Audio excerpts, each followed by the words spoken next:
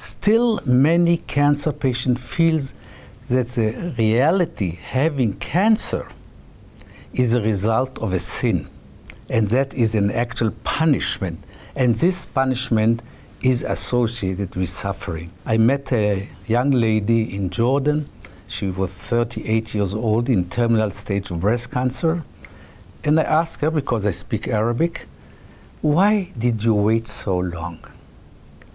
She said, you know, this is my destiny, and I have nothing to do against it, and I understand that having this disease involves suffering.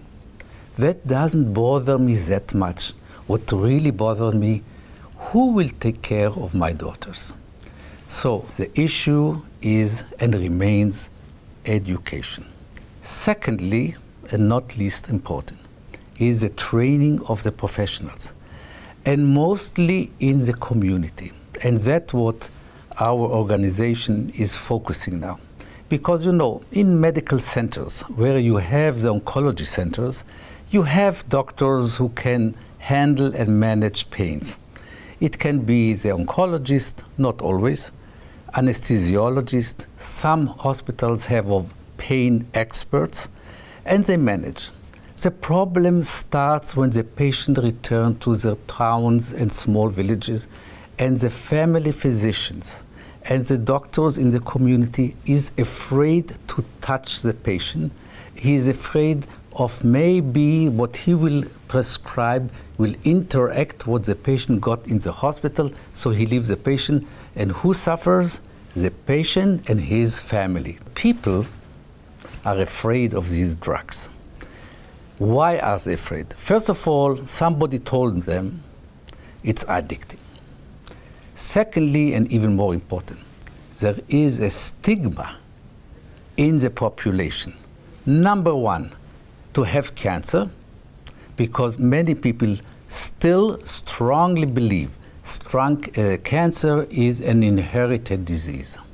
And I'll give you another example.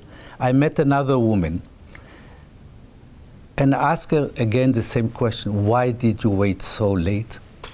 She said, if my neighbors would know that I have breast cancer, my daughters would not have a chance to marry. So that is what I mean, stigma. Number one, stigma of having cancer. Number two, stigma of using opioids. It's still stigma.